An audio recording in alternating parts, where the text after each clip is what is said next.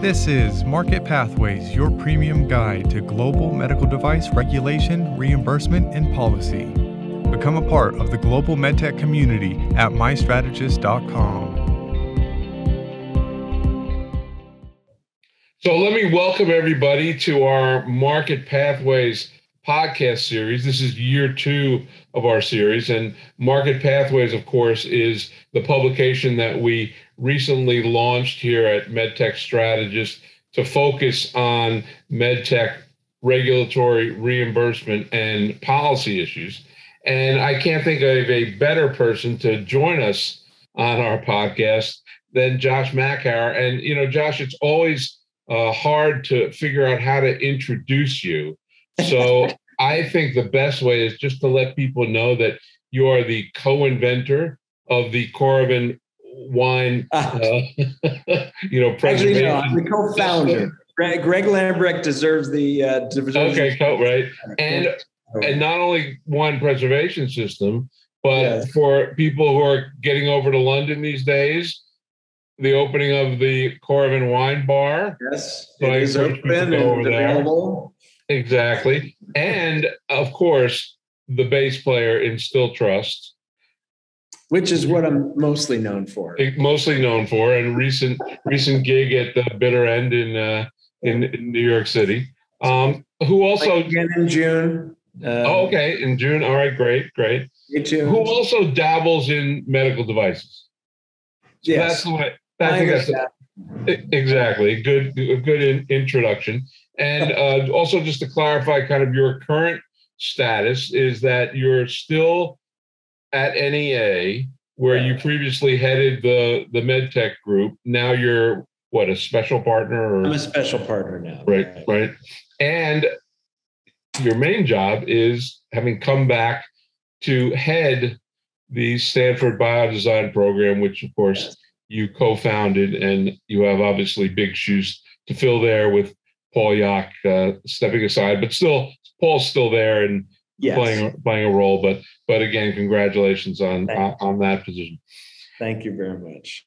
The reason I think you're the perfect person for this podcast is you have always been a leader in the industry and been ahead of the curve in terms of taking an interest in the importance of regulatory and reimbursement issues in the way they affect innovation and the development of innovative devices. And I want to go back a ways. We worked together on the first feature article on Acclarent, which came out of Exploramed, which I did not mention. Exploramed, of course, is Josh's incubator, which is still going strong. And for those who don't recall, Acclarent developed I think you coined the term sinuplasty, and developing a balloon catheter-based treatment for sinusitis. And I have to share a personal anecdote, which you may recall. So after writing this article, I went to our local family ENT in Fairfield County, Connecticut, and told him about Acclarent, and he wanted to see the article. I gave him a copy of the article, and he just dismissed it. Said there's no role for catheters in treating sinusitis. They should stick to using that for cardiology devices. And I mentioned that anecdote as because it's indicative of the challenges that you and the Acclarent team faced in terms of regulatory reimbursement and early adoption issues. And I'm going to kind of bury the lead here, but a couple of years later, when I took my son in for an appointment to that same doctor, he had Acclarent posters all over his office. And when I reminded him of the conversation, he laughed and said he was wrong, and that there really is a role for Acclarent. But the reason I tell that story is I wonder, is Acclarent, which slightly predates your involvement with what we'll talk about, your FDA innovation report, was that kind of responsible in part for getting you interested in the regulatory and then reimbursement issues, or were you always interested in that part of the industry? I think, well, first of all, let me say thank you, Steve, for inviting me to do this. And I have great respect for what you and David do. And thank you for MedTech Strategists' important role in our industry and supporting innovators and advancing enthusiasm for this space. So thank you for everything that you do for the space and ultimately for the patients that we serve. It's You're welcome. Important to keep it on everyone's radar and bring the enthusiasm which you do so well. So thank you for that. You do a great job, and your writing is excellent. And I know it's read by many folks in the industry and beyond. So thank you for that. Thanks.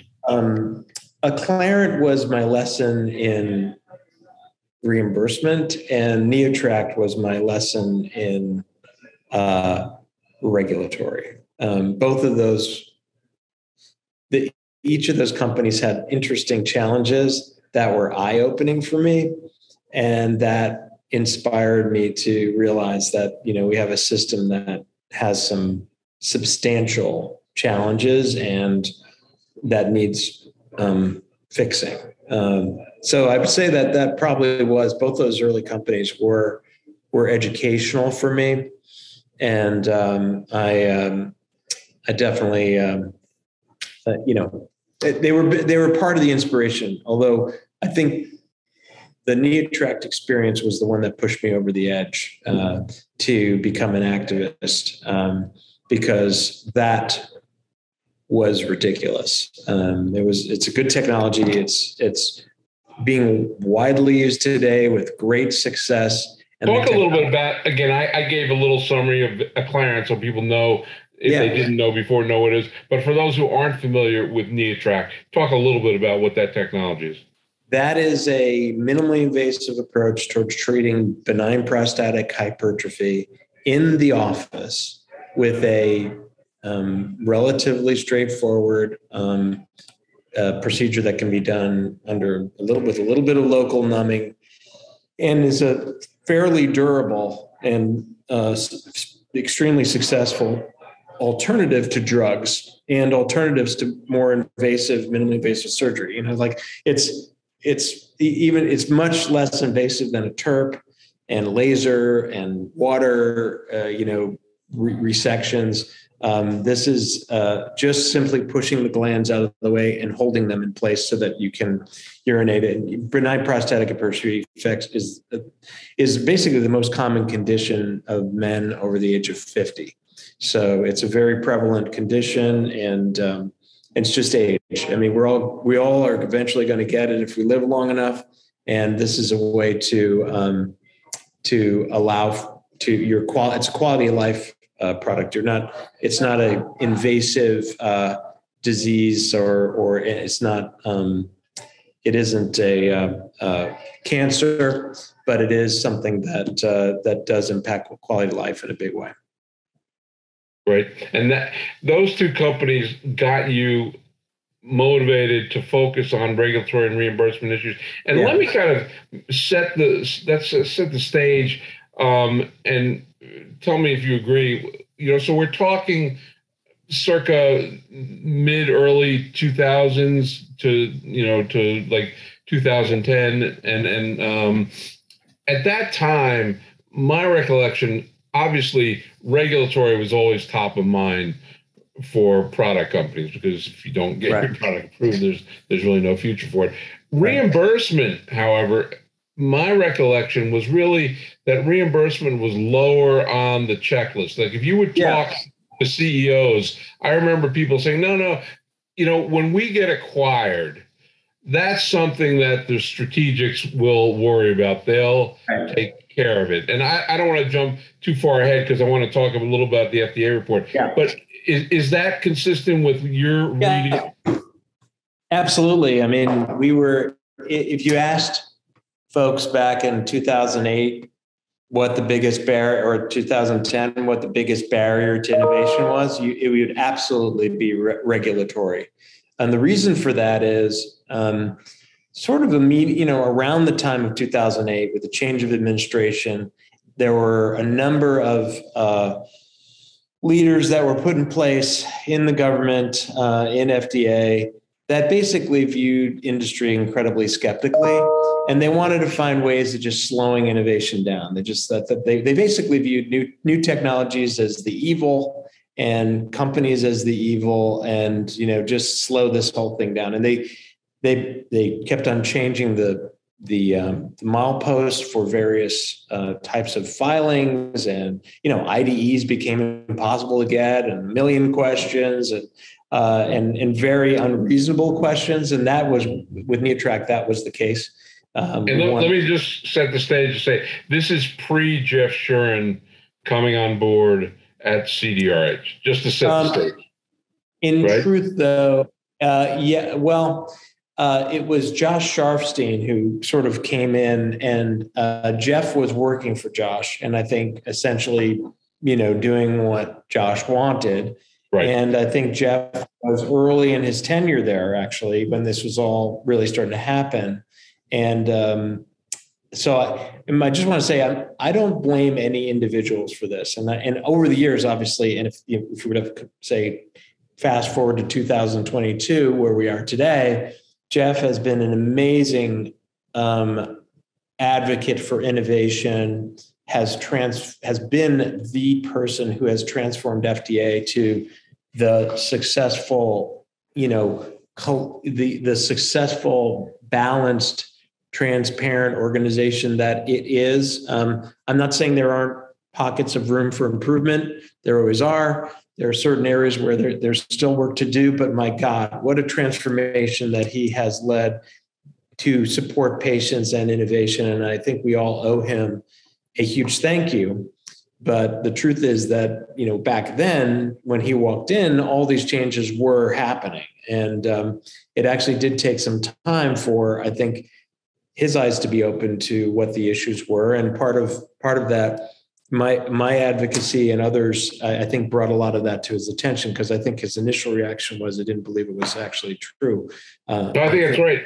If I can just interject, I can recall when he came out, and it must have been around 2008 or 9, to Stanford, and you were there, and there was a very, shall I say, spirited exchange between you and Jeff and others in the audience as well. And I only say that just to reflect the fact that he came in, again, give Jeff all the credit for what's happened, but initially, there were some issues with how he and again the powers that be at CDRH at the time viewed the industry.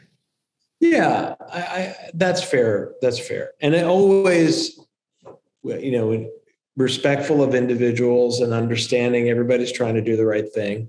And, I think there was education going on both sides, not only for what the issues that innovators were happening, but also from the innovator standpoint, trying to understand, how challenging it is to actually make change. Especially a cultural change when you're, inside the FDA. So, again, I'm very thankful and appreciative to Jeff for how he has led the transformation. And initially he was it felt like there was some convincing that needed to be, but I think, here, and this sort of gets to what we'll talk about later, which is the power of data.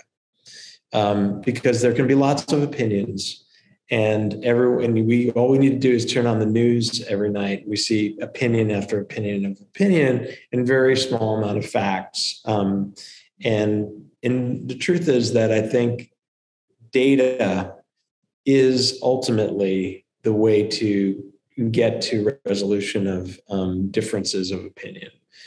Because data matters. And we can look at the data. As long as you believe the sources and you validate it, and, so we did, as you mentioned, we did do a study back in that time frame, which surveyed 250 or so medical innovators, companies, looked at where they're spending money, looked at how costly it is, and looked at the delays and the challenges that they were having with FDA. And we detailed it in infinite detail.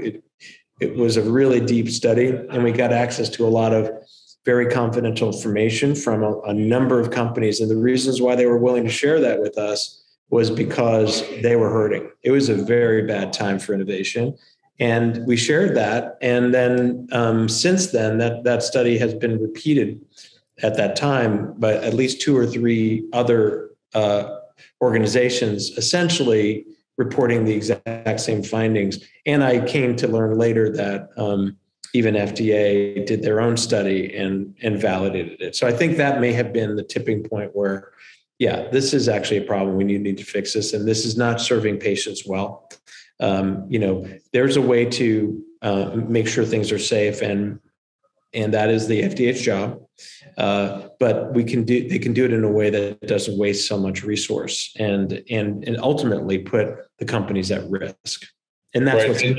We're much better. And just to set the context for those who, because again, we're 12 years, past the issuance of that report back in 2010. So for those who weren't familiar with that at the time, you had what is basically a reversal of the situation today, where you had innovative devices, going to companies going to Europe, releasing innovative devices there first, European patients getting much earlier access to these innovative devices. And even though, a lot of these companies were US based, US patients and US clinicians lagged behind. Today, with the situation with MDR, and I don't want to spend a lot of time on it, things have kind of flipped, and you have more companies now that are, plus the climate transparency, accountability of the FDA has improved dramatically. So things have kind of turned on their head a bit. But I do want to get into, and just one thing to keep in mind, because you mentioned the power of data, and I want to get into that. And one question is, the atmosphere today and the attitude towards data in 2022, which is very different than is in 2010. So I want to kind of save that. But talk about how as the regulatory process has evolved, and again, to your point, there are still issues that need to be improved, but it's dramatically better to the point that now when I go out and talk to CEOs, the consensus clearly is that reimbursement has replaced regulatory as the biggest problem facing innovative medtech companies. So first of all, I want to see if you're hearing the same thing. And let's talk a little bit about the landscape of reimbursement, because it's very different than regulatory. You are absolutely right. Let me just highlight a couple things, and then I'm very interested in your experience. I mean, first of all, you've got with the FDA as labyrinthine as the and Byzantine as the FDA can be to deal with. It's basically a single agency, whereas on the reimbursement front, not only do you have CMS, but I think things have changed a lot. I mean, maybe 20 years ago, CMS was kind of the monolith. Now, I think the MACs, the Medicare Administrative Contractors, have a bigger role. The private payers have a much larger role. And again, when you talk about reimbursement, you're talking about coding, you're talking about coverage and payment. So 3 buckets.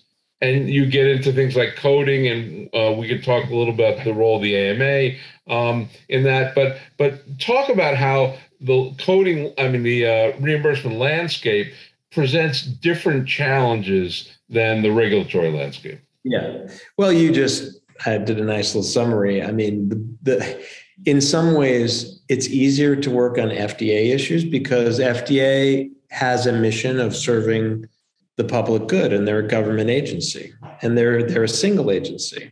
So you have, who oversees HHS, the Congress, White House have influence. It's pretty clear how to make change. When you're dealing with reimbursement, of course, CMS is actually in that situation, but that's just Medicare. But even CMS has their plans administered by these MACs,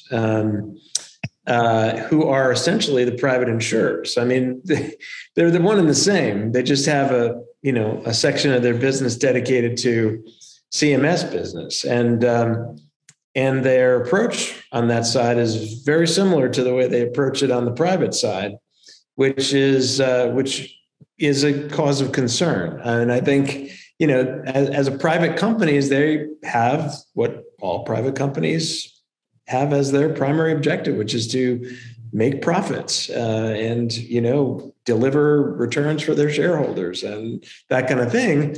And there's nothing inherently wrong with that, except that sometimes new technologies, especially and innovative technologies, can be in the beginning appear to be a little bit more expensive, sometimes a lot more expensive. In some cases, those additional expenses get made up for because of savings associated with less subsequent hospitalizations or less, utilization of healthcare services after that, or what have you. And in some situations, it's just an innovation is just improving someone's life for something that had never existed before. And dying is cheap. If you're going to save someone's life and they're then going to go on and have more expensive health expenses going forward, that isn't necessarily a profitable outcome. So you face a lot of really interesting new challenges when you get to reimbursement, which really isn't solely focused on the public good at all times. And even the Medicare side, which is administered by the same organizations, I think you run into a lot of, very challenging policies, which create an environment of great difficulty. Not to mention the fact that, yes, the coding process in itself also has extremely Byzantine structures and issues, which we are trying to work on and we're making some progress on, but still exist.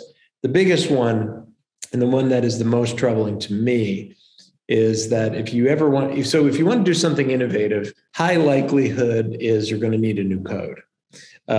Because codes are, while there's some breadth in the coding language that allow for innovation, true breakthrough innovation generally doesn't fit within an existing code. And the only way you can get a code, one of the criteria is there must be widespread use, quote unquote. Of course, if you don't have a code, you cannot be paid. So doctors can't get paid for things that are not coded unless they go through an extremely difficult process of pre-authorization and using these tracking codes. And it's sort of like a purgatory that is incredibly inefficient, and that you're going to get right into the process where you ask for something special and the answer is no, and then it's like, but what was the question? And then you have to go back and ask again and ask again and ask. In the meantime, the patient's like, you know what? I think I'll go for the other thing that's much more invasive and bloody and painful because I can get it now. And right. And then meanwhile, the doctors are saying, by the way, I'm not in the business of having to spend all this time and effort. So, it's a system that's designed to make people basically give up and just go with the flow.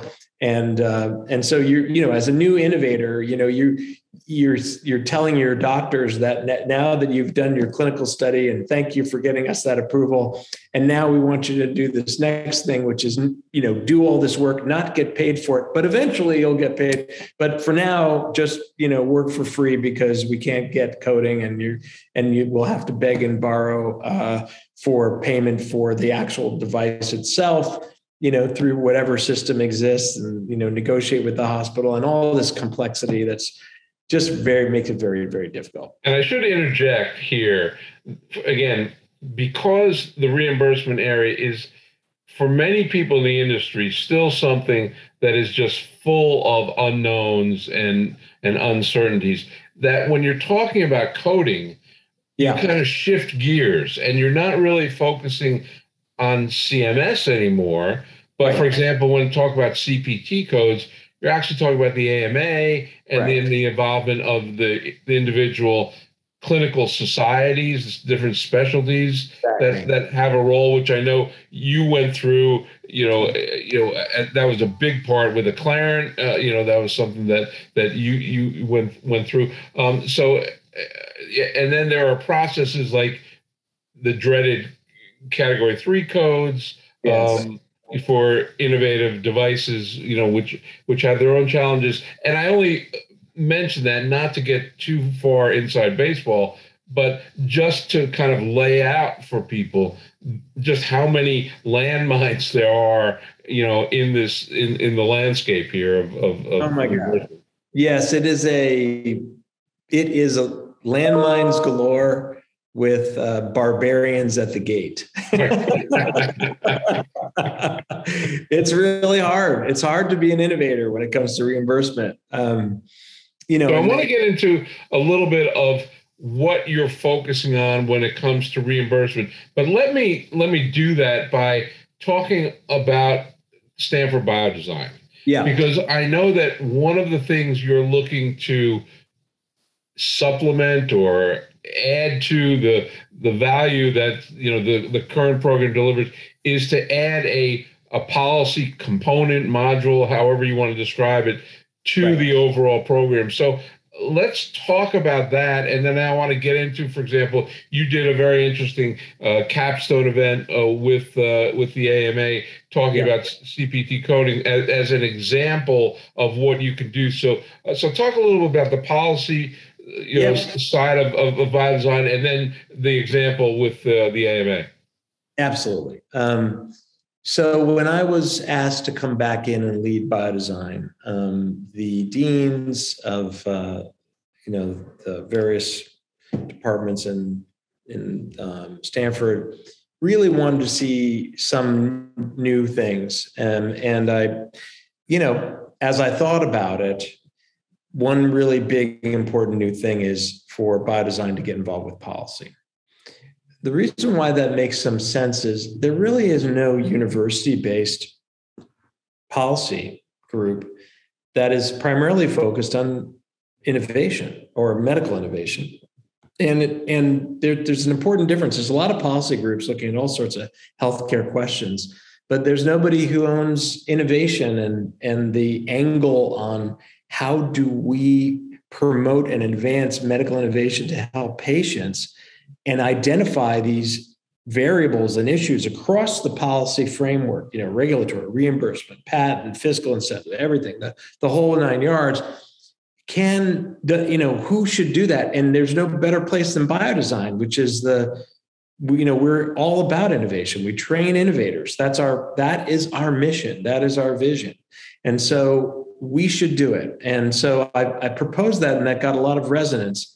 And so immediately when I started in August of last year, we began to put the wheels down. So I'll talk a little bit later about the study that we've run that is publishing in January 2022 and share some of that data. But the basic idea is we want to build a policy program here that's going to accomplish a couple of aims.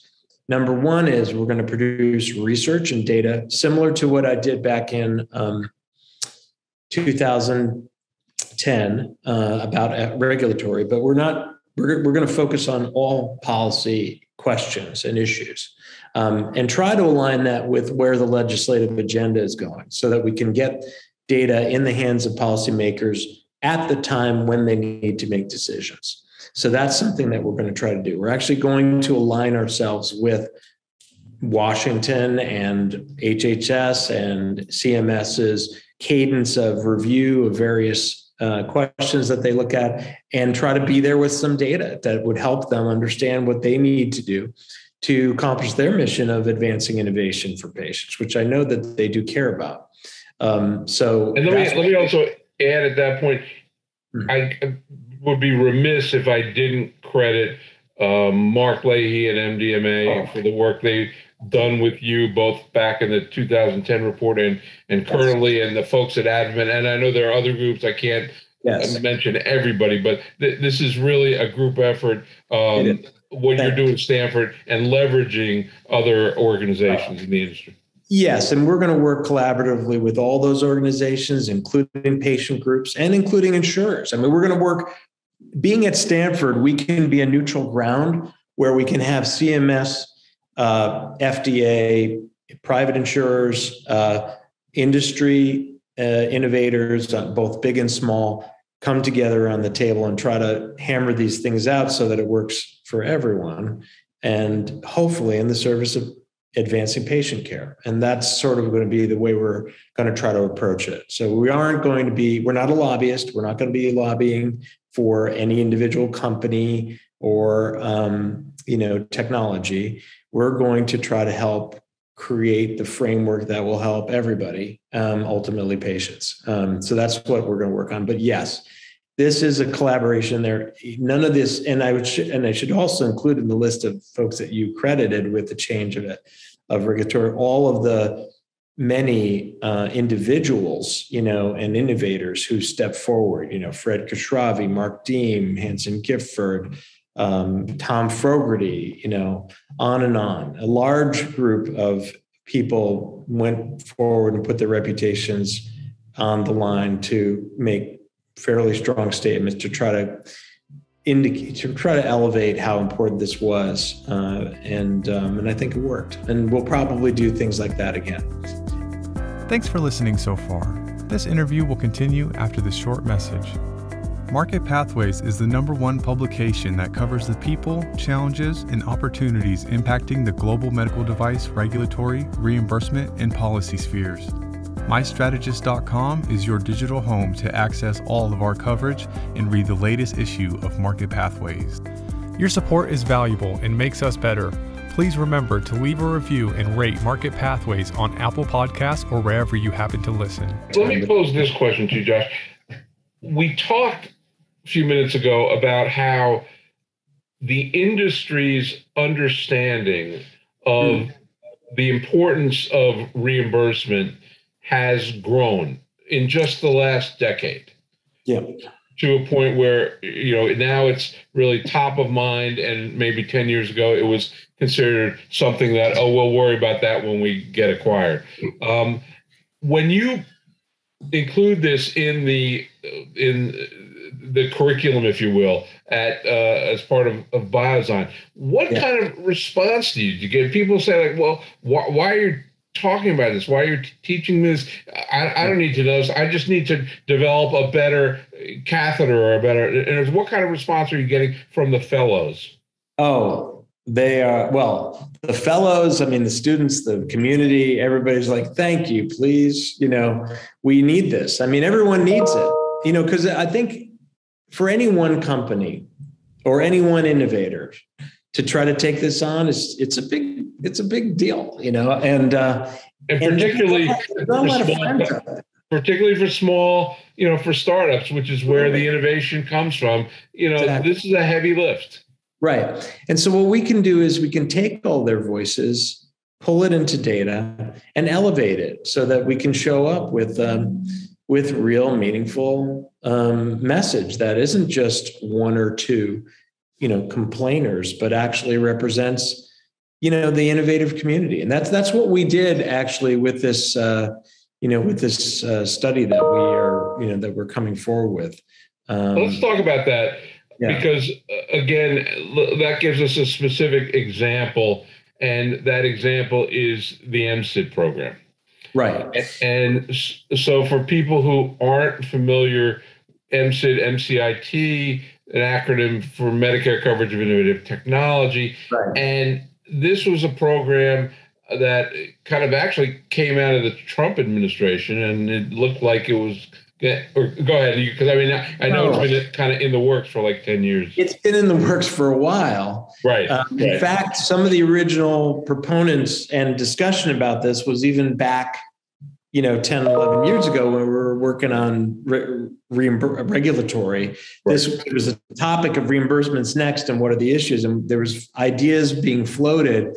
This got the most traction actually in the Obama administration before the Trump administration. And then when Trump came in, he had that whole like no new regulations, or like you're going to make one new one, take three out, or something like that. I don't remember, something like that. Right, anyway, so it died. It was dead. And then in the final hours, this got picked up and forced down CMS's throat in a very aggressive way, and probably not as thoughtfully as we would have all dreamed or hoping for. So it's like, oh, great, MCIT, but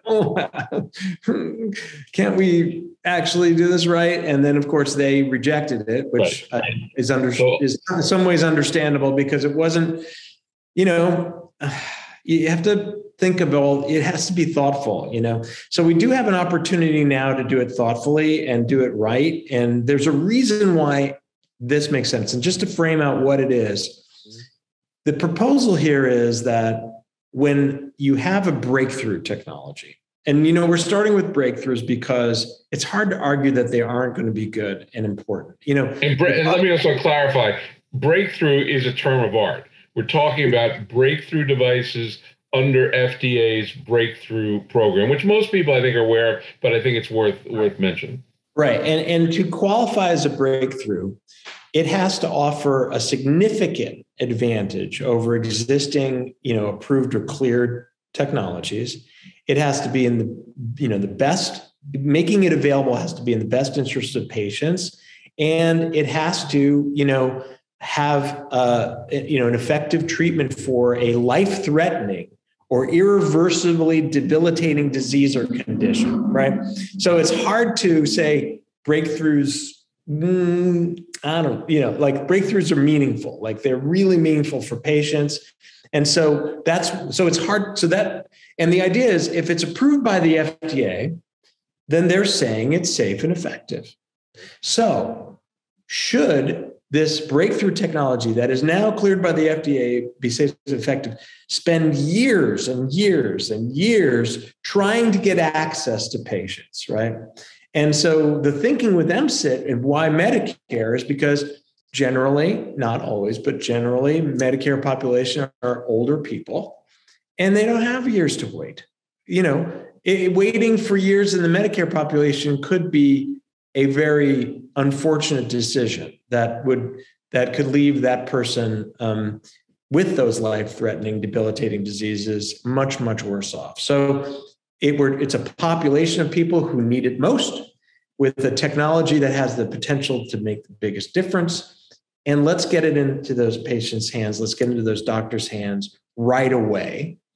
And the opportunity is coverage right away for 4 years.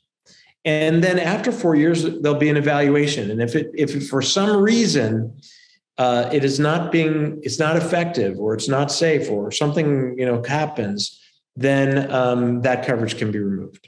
So the trade-off is, bring your best, bring your most innovative, get it out. CMS will pay for it.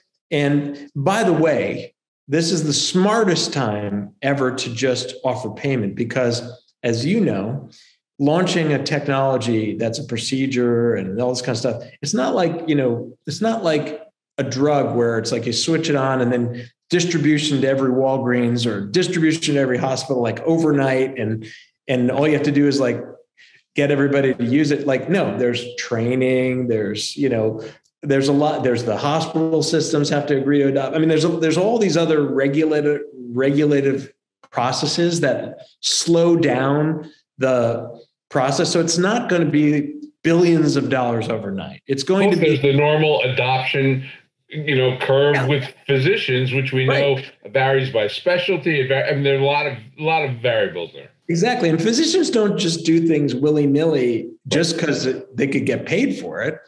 They are going to be like, well, I'm not sure. Let me see the data. So they're each individually evaluating, for themselves whether they want to do this. Big picture is it's the least expensive time to cover the technology, which would be the first 4 years. After that, it gets probably more expensive. So it better be worth it. And here's the good news is if the companies develop the data over those 4 years and show all the benefit, then it is worth covering and everybody can feel comfortable. So it's a smart thing to do, in my view, for all innovative technologies. But if we have to have a demo, this is a good place to have a demo. And so I view MCIT as the demo of this idea of, if it gets approved, let's cover it, but let's cover it and ask for evidence. And can I just add one thing, at the risk of stating the obvious? Another benefit is it has the positive aspect of having FDA and CMS working together. And again, we know for years there's been talk about issues like parallel review, and look, we're talking about agencies with two different standards, as you alluded to, safe and effective for FDA versus reasonable and necessary for a CMS. But again, this can only help going forward to have the agencies working together on this kind of program. Absolutely. I actually think it's going to be a great model for private insurers as well. There are many people as well who are on the other side of this, who have all sorts of concerns, like it's going to be too expensive, or anyway, in our paper, which I worked on with Sandy Ruggles, who's one of our fellows, who's a PhD. She basically led the study, and Kevin Schulman, Juliana Pearl, and Zach.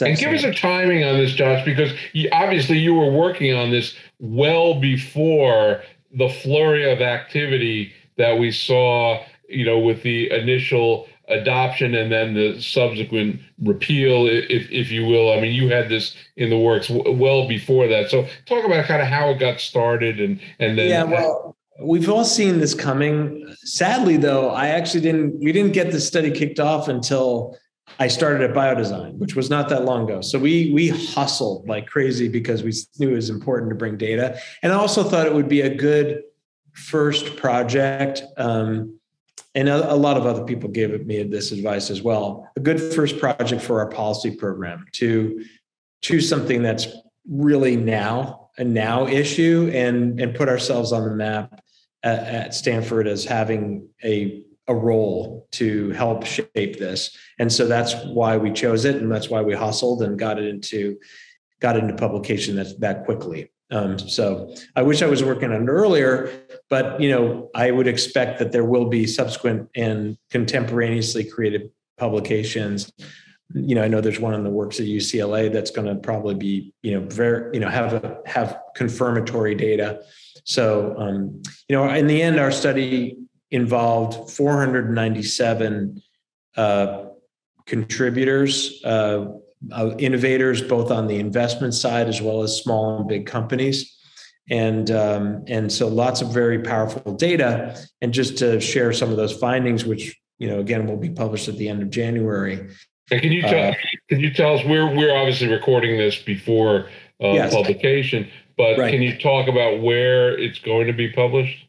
It will be published in the Health Management Policy and Innovation Journal, where Kevin Schulman is actually the chief editor, and it's a joint project amongst a couple of universities. That journal, perfectly named for what this is. It's innovation, it's health management and policy. So that's exactly. You couldn't think of a better journal for it to show up as a first. And it is free. So if you find it, you can download it and grab the PDF and read it. So there's no paywall. But just to share the highlights of the data that we presented is it can be almost 5 years until, and that's interesting that that it could take that long, but until a breakthrough technology would be in the hands of doctors and for patients to get access after approval. It's a long period. That's a long amount of time. Right. And it's also very expensive. And, those companies are effectively paying their staffs and their manufacturing organizations and their quality and regulatory organizations and et cetera, all that time while they're waiting to go through this process, which, like you said, includes coding, coverage, and payment, until they can finally put it in the hands of patients. That's a very expensive and long time. To me, what resonates was this brought back memories of the 2010 report and thinking about the lag time between when U.S. patients and European patients would get access to innovative technology. Did this bring back any kind of memories for you of all those things? Yeah, no, we're using a similar playbook of trying to make the messages really simple and focused, and really hit on what is really meaningful. And in this case, is delays equal cost money. Delays cost lives. And so that's where we're focused. And I think, you can make it very simply about that. And, there's things that we can do to make it a lot better. And MCIT is a great experiment that we should really run on behalf of patients to see if this could work. And maybe if it does, it'll be a model that will be expanded across private insurers as well. Can you also put on your investor hat for this question, which is the feedback I'm also hearing is that one can't assume that investors are willing to go along for this kind of extended ride in some of these innovative technologies. I think there's been some criticism that I think discounts or minimizes the impact. There's the assumption is, well, there will be a payoff down the road, so investors will invest no matter what. That's not been the experience that I've heard. What's your take on how this could potentially limit investor interest in investing in certain clinical spaces? It's huge, and that's what the paper will actually. We do have data like that. First of all, on the innovator side, a vast majority of innovators said they would be more likely to work on a breakthrough technology if they knew that an accelerated reimbursement policy was there. So there's an incentive there for innovators saying, hey, you do something breakthrough that's really meaningful and life-saving, there's a special pathway that will incentivize that. That's big. That's big. And interestingly, innovators also, about half of them said that they would be unlikely to even consider a breakthrough technology project unless there was a something like that. So that's quite interesting.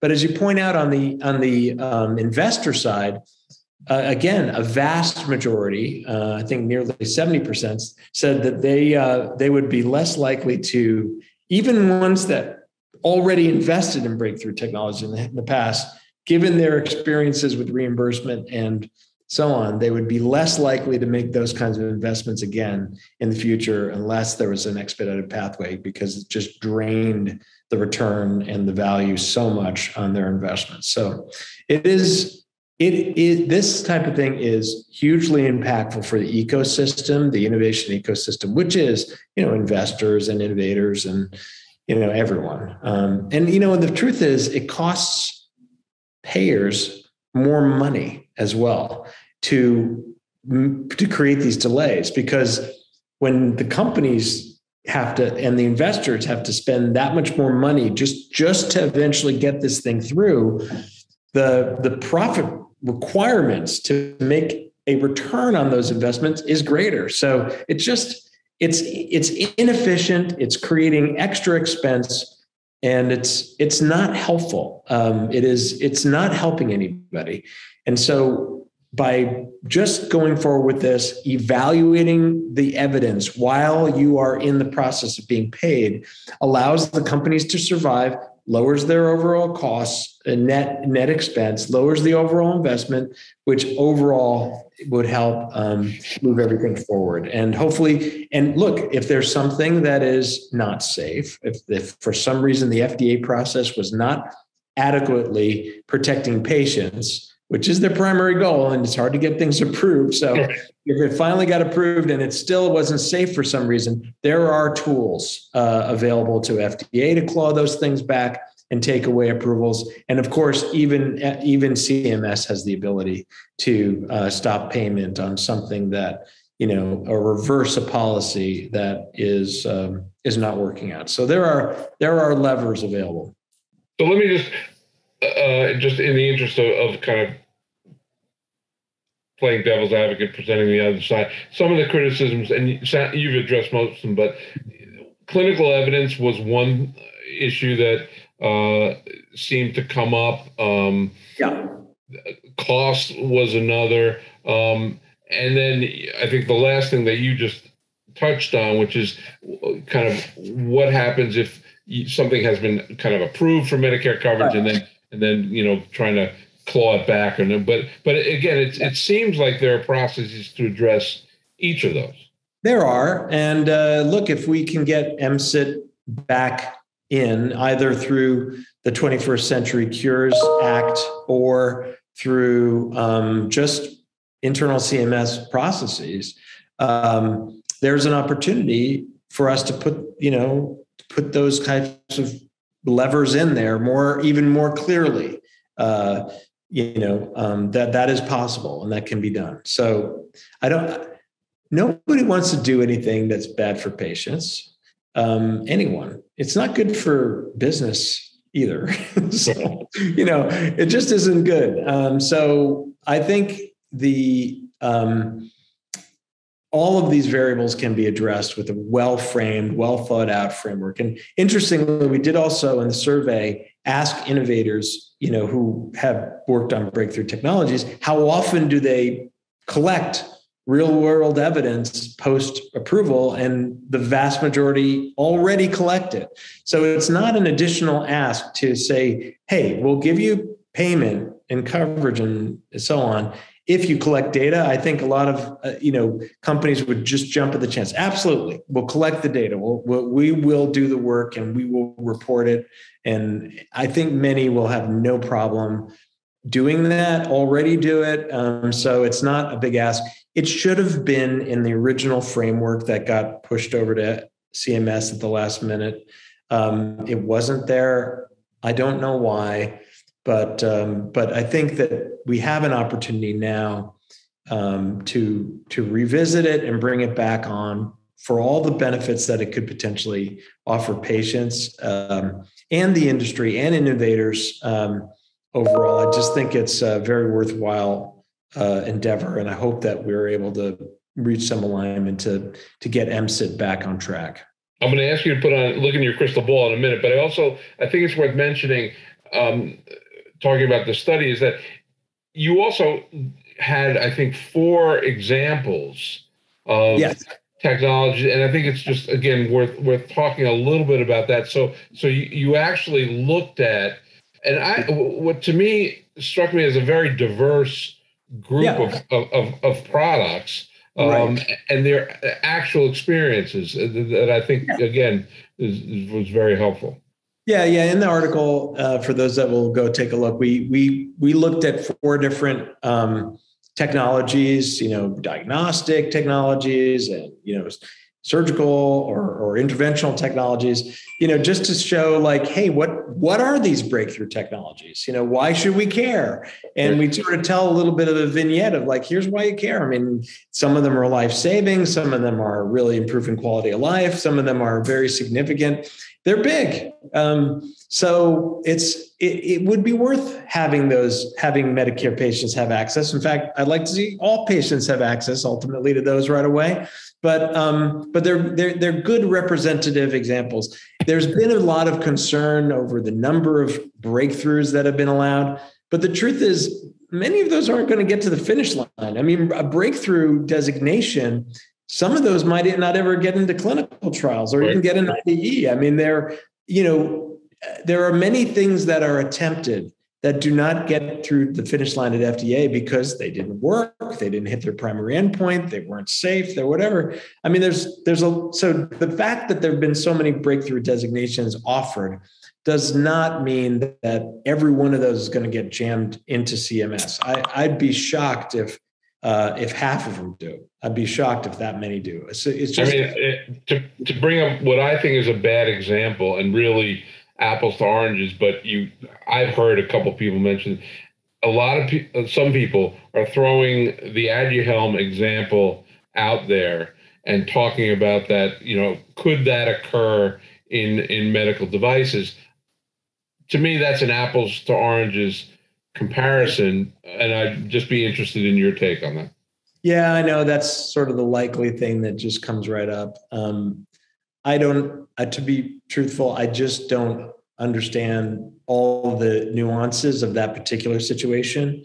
But given that it's gotten so much oversight and controversy around it, I'd be shocked if we do a lot of that, or we being like, let's say FDA does a lot of that. So, People are There's watching. so many differences between drugs and devices in terms of the size of the population, the cost. I mean, it just, to me, like I said, to me, it's an apples to oranges comparison. Yeah, this is look. There is these processes and approvals are out in the open for everyone to see. If there was a pattern of questionable judgment calls, I think that would create quite a concern. So, in no way am I advocating for, pushing things through where there's lots of controversy. My guess is most of these technologies, if they've achieved their primary endpoints and been successful and proven to be safe, that they will be something that clinicians and patients are all going to embrace, and they're going to say, when can we get access to it?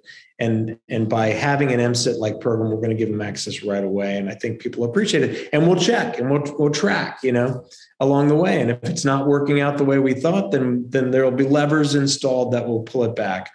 It makes tons of sense. And I'm hopeful that we can get there. I want to get back to a question I alluded to before, just as we're wrapping up, and that is that the climate that we're living in now is quite different than it was in 2010. And in particular, I'm talking about the way people see, consider, and value data. Yeah. And the reason I mention that is because, again, the approach you're taking as far as the policy program at BioDesign is very data-driven, which makes a lot of sense. By the same token, I'm just curious, and I think people who read the article and listen to this podcast will be interested. Are you getting any kind of pushback, again, against this kind of science/data-driven approach, given the realities of 2022? Well, I'm sure we will get pushback. I'm sure that there will be people who say, hey, wait a second. Josh and all those guys over at BioDesign, I mean, they're inventors. Aren't they biased? They're innovators. We shouldn't be asking biased innovators what's good for innovation. I don't know. I'm sure there are people that will, and in truth, I mean, we have a point of view. I mean, there is a point of view here, which is a belief that innovation is a part of the solution. It's not the problem. And that is, if there's a bias, I'll admit to that. I believe that what we train our students to do is look at what the problems are, to consider all the stakeholders and innovate to solve those problems. And that is our core at BioDesign. That is that is our center of our universe, is that innovation is the pathway to solving problems for patients and making healthcare better. And so when we approach policy, we're approaching it from the same orientation, which is how do we protect this fragile process that has faced so many challenges in an effort to improve patient care. And I am sure we will face folks who view that skeptically.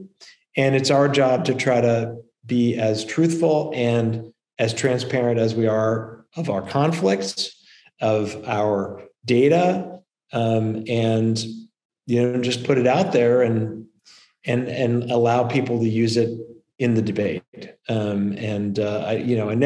Never has any major change happened without critics on both sides. And hopefully we can find our common ground and make change, a positive change to benefit patients and bring innovation that will solve their conditions. That's what we're trying to do. And hopefully whatever critics there are will be scientific based and data-based themselves, so that at least the industry can move ahead on that solid scientific footing. Exactly. Yeah. So that's a great place to wrap things up. Let me ask you to just give one more shout out to the name of the publication, because it was a long name, where people can look to get the article. And am I right that January 25th is the date? I'm not sure exactly when this podcast will appear, but that's the date that it should be published. Yes, HMPI. Health Management Policy and Innovation Journal, January 25th. And thanks for this opportunity, Steve. It's been great to chat with you. And I hope we have lots more opportunity as we take on other policy issues in the future and work with you to get the word out. I look forward to it. Thanks for your time, Josh. Thank you so much. We hope you enjoyed this discussion with Josh Makower. If you want to learn more about some of the topics that we discussed, I'd encourage you to keep an eye out for an article in the February issue of Market Pathways that will cover the MSIT report that we talked about. And if you want to get more information on the CPT coding program that Stanford Biodesign did together with the AMA and Fogarty Innovation, check out the November 2021 issue of Market Pathways, which featured an article called 10 Things that MedTech Executives Need to Know to Drive Innovation Through CPT Codes. We hope you're enjoying all of our Market Pathways podcasts.